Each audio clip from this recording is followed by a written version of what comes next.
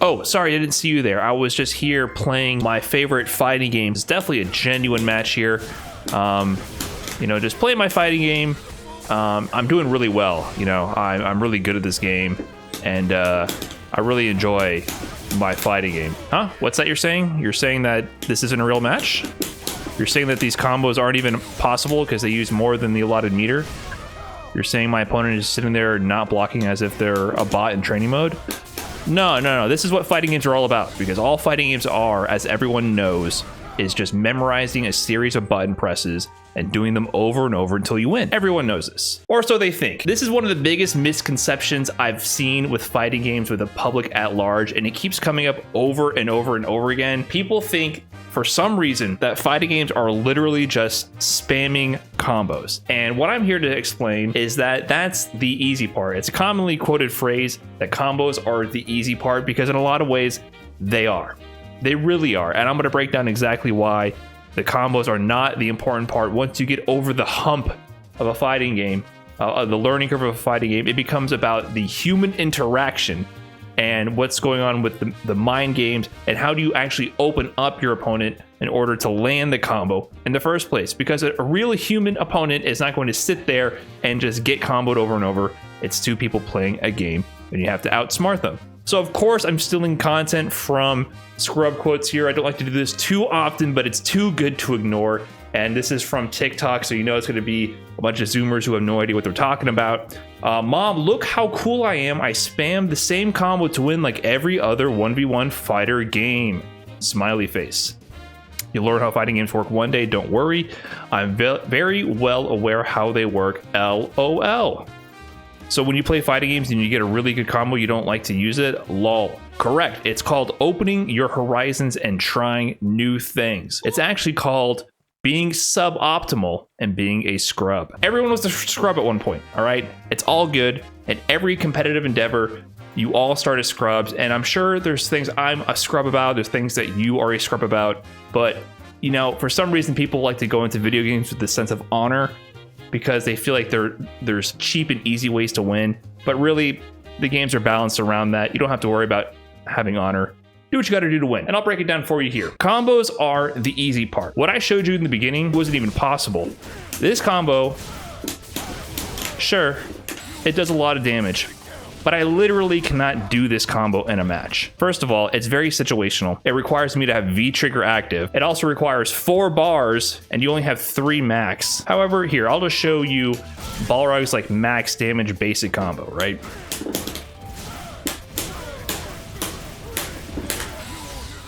There, nice and easy. That's not hard to do. You know, there's a little bit of execution involved if you've never played a fighting game, but this is an easy combo to do. If you know the inputs, it's super easy to do. So why don't I just spam that over and over? I'll show you. Here's the dummy.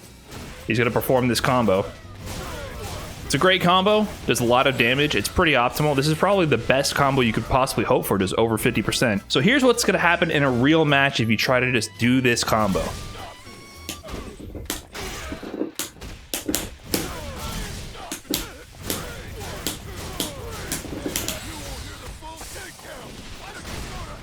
You're gonna get smoked. The reason why fighting games are not just spamming combos is because you have to find a way to open up your opponent's defense in order to start hitting them with anything. And the giant combos you see, the big spectacle combos you see, are generally performed from unrealistic openings. You're not going to, on average, land a raw jump on an actively playing Balrog player. In training mode, yes, you can do this all day. But in a real match, the hard part is how do you condition your opponent to land this jump? Because this jump is not likely. A much more likely combo would be something that starts from something much smaller, like 2 jabs. This is a realistic combo. All I need is this little jab here that I have to land, and I can force them to open up by mixing in throws and playing with the actual mind game, and I can land this hit. It's a much more realistic combo to land. Or something like medium kick to this, because once again, it doesn't rely on this huge risky jump which the opponent can just anti-air. The reason why combos are the easy part are because yes, you just have to memorize the inputs. Now, there is definitely difficulty in execution depending on the combos. Balrog's combos are easy. Other characters have harder combos. You can look at Manat, specific combos with Seth maybe, or there's other characters that have really unique and interesting combos. And the other difficulty is knowing what combos you can do from the opening. But the main point is you cannot just spam combos because there's a human on the other end defending against them. If you are spamming anything, a competent opponent will recognize what you're doing and counter it. So the hard part is, how do I play the ground game enough to make him look at the ground enough so that I can somehow land this huge jump? Because I'm telling you, every person on the planet is going to anti-air this. Not every person, but you know what I'm saying. This is the hard part. You will never just land this raw jump. This is a 1 in a million scenario. Landing this combo is 1 in a million. Literally count your lucky stars if you are in V-Trigger 1 with full super and you land a full jump in. The combo is easy, the situation is rare. So that's why combos are the easy part. The hard part is playing a real match, trying to condition your opponent, crack their defense, and not get opened up yourself. That is always the hardest part, but there's this popular perception that it's the other way around. I'll show you another example I've been seeing this floating around recently because, whenever Daigo does anything, he gets his hands on the sticks, the world's listen. Daigo has been doing this beefy combo here, and it's actually pretty sick. So I'll show this to you.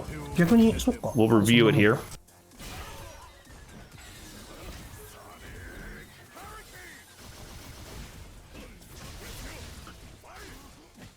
The loops begin.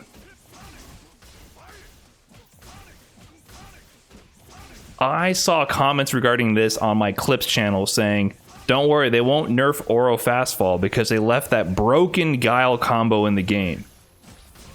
Daigo is being a scrub with no honor for trying to learn this combo, because look how unfair it is, look how much life it does. I'm sorry to say that this is also a 1 in a million combo. Beyond just trying to open up the opponent, you have to think about how situationally relevant the combo is. Because let me explain the situation and break that down for you. You need to stun the character to even get the combo to be possible, right? So he set up the situation where Seth's gonna stun on the next hit.